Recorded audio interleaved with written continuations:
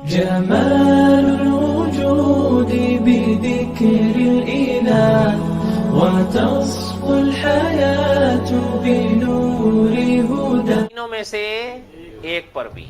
اس لیے کوشش کیا کرو کہ آزان کا موقع آئے تو آزان دیں، لیکن صحیح آزان دیں. صحیح آزان دینے سے کیا مراد ہے؟ دو مرادیں ہیں. ایک مراد یہ ہے کہ وہ آزان وہی ہو جیسے صحابہ دیتے تھے، اور صحابہ کی آزان اللہ اکبر سے شروع ہو کے لا الہ الا اللہ پہ ختم ہو جاتی تھی. ہم اس شخص کے ساتھ اتفاق نہیں کر سکتے کہ جو یہ کہنے پر بھی اتر آیا کہ جی اگر حضرت بلال اللہ اکبر سے پہلے کچھ نہیں کہتے تھے تو آزان نہیں ہوتی تھی. ہم تو اتفاق نہیں کرتے. حضرت بلال، سیدنا بلال رضی اللہ تعالیٰ ان کی آزان کہاں سے شروع ہوتی تھی؟ اللہ اکبر اور لا الہ الا اللہ پہ ختم ہو جاتی تھی.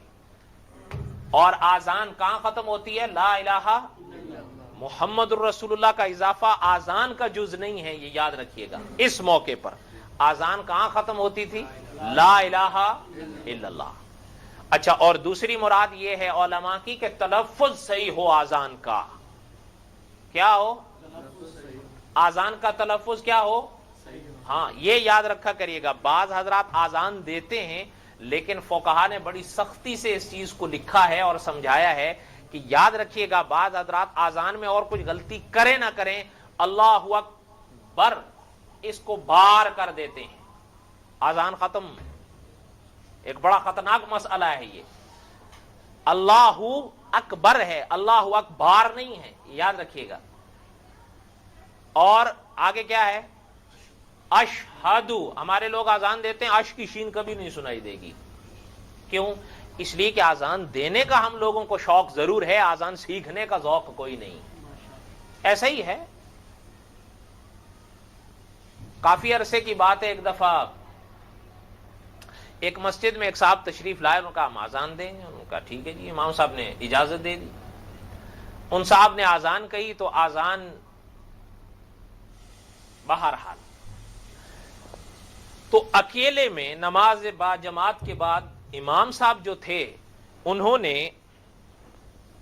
نے ان صاحب سے جب ملاقات کی کہ جی میں رخصت ہوتا ہوں یا جو بھی واللہ عالم بحقیقت الحال، تو امام صاحب نے ان مؤذن صاحب جنہوں نے آزان کہی تھی، وہ مؤذن تو نہیں تھے لیکن بہرحال انہوں نے خواہش ظاہر کی یا جو تو اجازت دے دی. انہوں نے کہا کہ آپ آزان کہتے ہیں ٹھیک ہے، لیکن آزان صحیح کہہ کے کہی ہے، صحیح کر کے کہی ہے، سیکھ کے کہی.